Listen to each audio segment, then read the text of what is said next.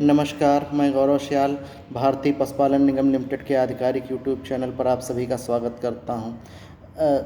आज मैं आप लोगों से गौवंश के लिए आदर्श भवन निर्माण से संबंधित सामान्य जानकारियां, उनका प्रकार तथा विन्यास के बारे में चर्चा करूंगा। इसी प्रबंधन के अंतर्गत हम पशुओं के लिए आवासीय भवन निर्माण करते हैं।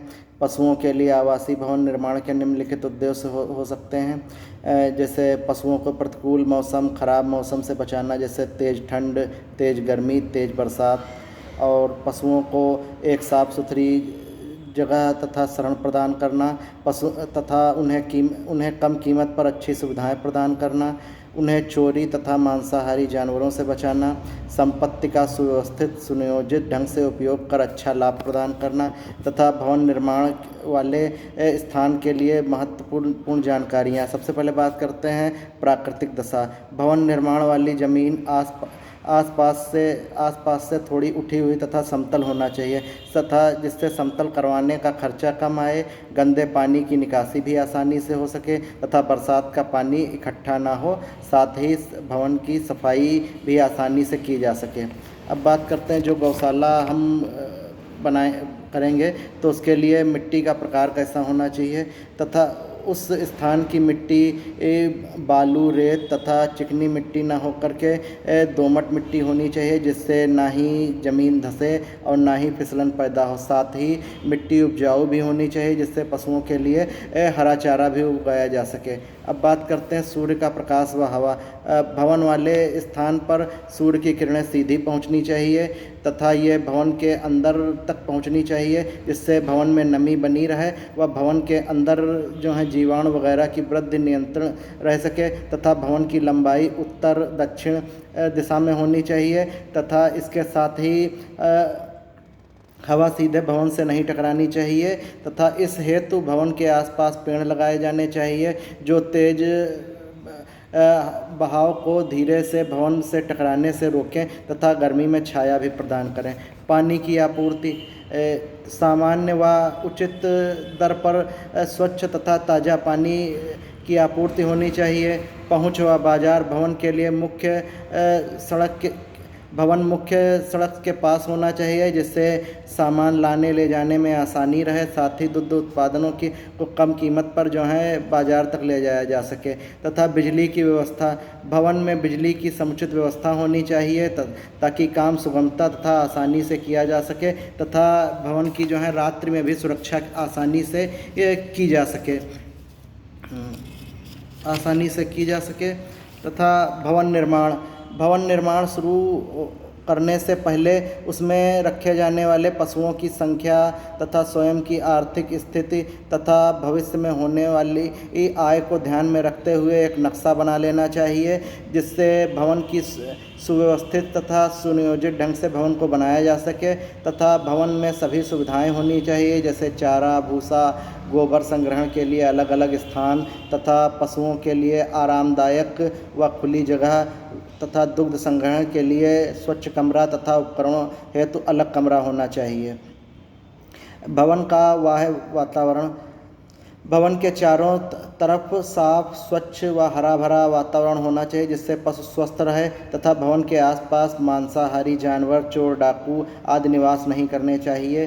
तथा पानी का निकास, भवन ऊंचाई पर स्थित होने या आसपास की ज़मीन एक लेवल में होने पर भी फर्श में एक अच्छा ढाल देकर गंदे पानी की निकासी सरल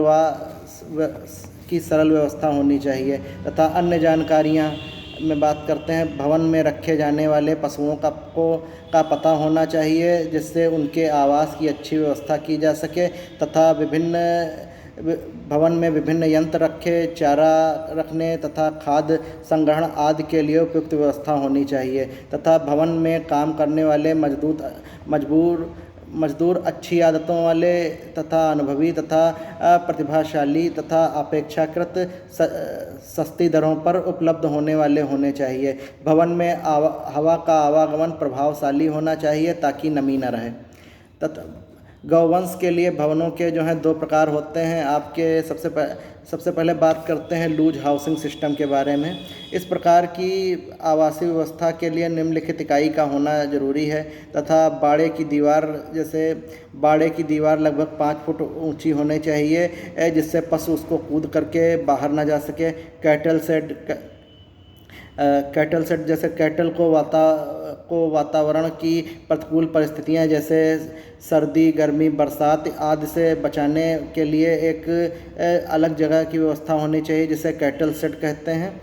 तथा पशुओं के लिए नांद की व्यवस्था कई प्रकार से की जा सकती है तथा इस बात का ध्यान रखना चाहिए कि गाय को लगभग जो है 20 से 24 इंच की जगह पर्याप्त हो तथा नांद की बाहरी ऊंचाई लगभग 24 से 30 इंच तथा आंतरिक गहराई 12 से 18 इंच होनी चाहिए।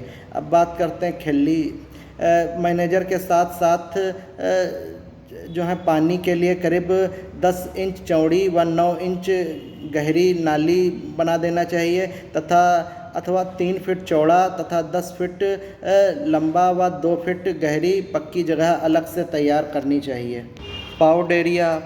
मैनेजर या पानी की नाली के पास करीब 6 से 8 फीट चौड़ी जगह के फर्श को पक्का करवा देते हैं, जिससे पशु को खड़े होने में आसानी रहे, जिससे वह उसकी सफाई नियमित रूप से होती रहे। ओपन लाफिंग एरिया बाड़े की बची हुई जगह जहां किसी तरह का कोई शेड या पेन न हो, उस जगह को कच्ची रखा जाता है। यह पशुओं या 2 काम में आती है: पशुओं के स्वतंत्र विचरण तथा पशुओं के लिए जो है हरा चारा वगैरह उपलब्ध कराने के लिए काम में आती है। बैंडेड या सॉफ्ट एरिया, यह जो है ओपन लाफिंग एरिया का हिस्सा होता है, जो गायों के स्वतंत्र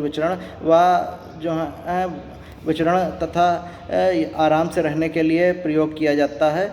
यह करीब 50 से 70 फीट स्क्वायर प्रति गाय के हिसाब से तैयार किया जाता है।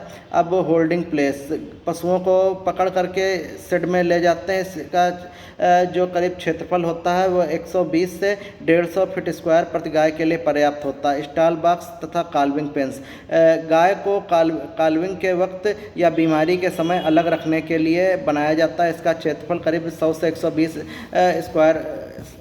फीट स्क्वायर होता है। अब काल्व पेन या काल्व सेट, पशुओं को एक साफ़ सुथरी तथा अच्छी बिछावन युक्त हवादार जगह में रखने के लिए, जहां सूर्य की किरणें आसानी से पहुंचती रहें। काल्व के पैदा होते ही 4 से 5 फीट स्क्वायर के छोटे स्टॉल बॉक्स में रखते हैं। बुल पेन, सांड के आराम से रहने के लिए 12 से 18 फीट का एक शेड या पेन पर्याप्त होता है, जहां उसके खाने पीने की जो है पृथक व्यवस्था की जाती है। शेड का फर्श खुरदरा तथा चिकना होना चाहिए तथा थोड़ा ढलवां होना चाहिए। शेड की दीवारें करीब 6 फीट ऊंची होनी चाहिए। अब ब्लॉक हाउसिंग, एक बैल को भी सांड की तरह जो है सुविधाएं प्रदान करनी चाहिए, जिसका प्रयोग सामान ढोने में किया जाता है। मैन्योर पिट, पशुओं का गोबर दिन में 1 या 2 बार हटाया जाता है तथा इसे बाड़े में स्थित एक दूर गड्ढे में दबा दिया जाता है। अब स्टोर रूम, चारे, हे तथा विभिन्न प्रकार के उपकरण तथा दूध आदि के संग्रहण के लिए एक जो है कमरा बनाया जाता है। अब आपकी जो हैंडबुक है उसमें 176 पेज नंबर पर एक फ्लोर स्पेशल रिक्वायरमेंट एनिमल दिया गया है। जैसे आपके गाय के लिए जो है जो कवर्ड एरिया रहता है वो 20 से 30 फीट स्क्वायर तथा ओपन एरिया 80 से 100 फीट स्क्वायर तथा जो वो उसकी जो नांद की लेंथ होती है वो 20 से 24 इंच होती है तथा भैंस के लिए कवर्ड एरिया 25 से 35 फीट स्क्वायर और ओपन एरिया 80 से 100 फीट स्क्वायर तथा जो नांद रहती है उसके 24 से 30 इंच होनी चाहिए उसकी जगह। अब गाभिन गाय के लिए 100 से 120 फीट स्क्वायर और ओपन एरिया 180 से 200 फीट स्क्वायर तथा जो उसकी नांद रहती है उसकी 24 से 30 इंच जो है उसकी जगह रहती है। अब सांड के लिए जो है 120 से 140 feet square open covered area और ओपन एरिया 200 से 250 फीट स्क्वायर तथा जो नांद रहती है उसके जो है 24 से 30 इंच जो है उसके लिए जगह चाहिए रहती है। अब कॉन्वेंशियल हाउसिंग सिस्टम की बात करते हैं। कॉन्वेंशियल हाउसिंग सिस्टम के लिए जो है पशुओं की आवासीय व्यवस्था के अनुसार जो है यह दो तरह की होती है। सिंगल रो हाउसिंग तब हम अपनाते हैं जब गायों की संख्या 10 या 10 से कम हो, तथा डबल हाउसिंग यह तब अपनाते हैं जब गायों की संख्या जो है करीब 10 से लेकर 80 या 100 तक हो। कॉन्वेंशियल हाउसिंग सिस्टम के लिए जो है निम्नलिखित उपकरण होने चाहिए, जैसे गायों के खड़े होने के लिए जो है एक स्थान होना चाहिए। सिंगल रो सिस्टम में गौशाला के अंदर करीब 17 से 19 इंच तक या इसकी जगह चौड़ाई करीब होनी चाहिए, तथा डबल रो सिस्टम में फेस टू फेस अरेंजमेंट के लिए 24 इंच व टेल टू टेल अरेंजमेंट के लिए 28 फीट तक ये हो सकती है। तथा चारा डालने के लिए जगह सिंगल रो सिस्टम में दीवार के सहारे 3 से 4 फीट चौड़ाई की खाली जगह, फेस टू फेस सिस्टम में दोनों कतारों के बीच में करीब 4 फीट चौड़ाई की खुली जगह, तथा टेल टू टेल सिस्टम में दोनों दीवारों के पास में लगभग 4 फीट चौड़ाई की खाली जगह रख देनी चाहिए। नांद की बात करते हैं। सिंगल रो सिस्टम में फीडिंग पासेस के बाद लगभग 2.5 से 3 फीट चौड़ा और फेस टू फेस सिस्टम में दोनों कतारों में लगभग 2 फीट चौड़ा, टेल टू टेल सिस्टम में 2 फीट चौड़ा बनाया जाता है, तथा यह सीमेंट व कंक्रीट का बनाया जाता है। तथा स्टैंडिंग सीटिंग प्लान में यह वह हिस्सा होता है जहां गायें खड़ी रहती हैं। यह इसकी जगह लगभग 4 से फीट चौड़ी प्रति गाय के लिए करीब होनी चाहिए। अब बात करते हैं मैन्योर गटर की। Manure gutter single row system में यह करीब 1.5 से 2 इंच चौड़ी तथा फेस टू फेस में यह 2 फीट चौड़ी तथा टेल टू टेल सिस्टम में भी दोनों तरफ 2 फीट चौड़ी बनाई जाती है। अब एलेस की बात करते हैं। सिंगल रो सिस्टम में यह करीब 5 फीट चौड़ी तथा फेस टू फेस में दोनों तरफ 4 फीट चौड़ी तथा टेल टू टेल सिस्टम में दोनों कतारों के मध्य 4 फीट चौड़ी यह जगह मैन्योर गटर के करीब 1 इंच ढाल दिए हुए होती है। काल्विंग बॉक्स और मैच्योरिटी पेंस। गाभिन गाय के लिए काल्विंग के 2-3 सप्ताह पहले काल्विंग बॉक्स में स्थानांतरित कर देना चाहिए। उन्हें मिल्किंग काउ शेड्स में काल्विंग नहीं करने देनी चाहिए। यह जो है 100 से 150 फीट स्क्वायर का हवादार व अच्छी मात्रा में बेडिंग मटेरियल युक्त कमरा होता है, जिसमें एक दरवाज़ा लगा होता है। Sick and isolation box. संक्रामक रोग से ग्रस्त पशुओं को समूह से अलग करने के लिए करीब 150 फीट स्क्वायर का एक अलग कमरा अन्य कमरों से दूर बनाया जाता है। अब बात करते हैं आर्टिफिशियल इंसीमिनेशन रूम। गायों के कृत्रिम गर्भाधान हेतु ट्रेविस लगा हुआ एक कमरा होना चाहिए जहां एआई की जा सके। अब बात करते हैं बुल व बुलक सेट के बारे में। सांड के लिए एक जो है 10 से फीट का समुचित प्रकाश युक्त व हवादार सेट बनाया जाता है, जिसके 4 फीट चौड़ा तथा 7 इंच ऊंचा दरवाज़ा लगा होता है। इसके साथ ही उसके खाने पीने मलमूत्र निकासी के लिए एक अलग व्यवस्था की जाती है। अब बात करते हैं काल्व तथा यंग स्टॉक सेट के बारे में।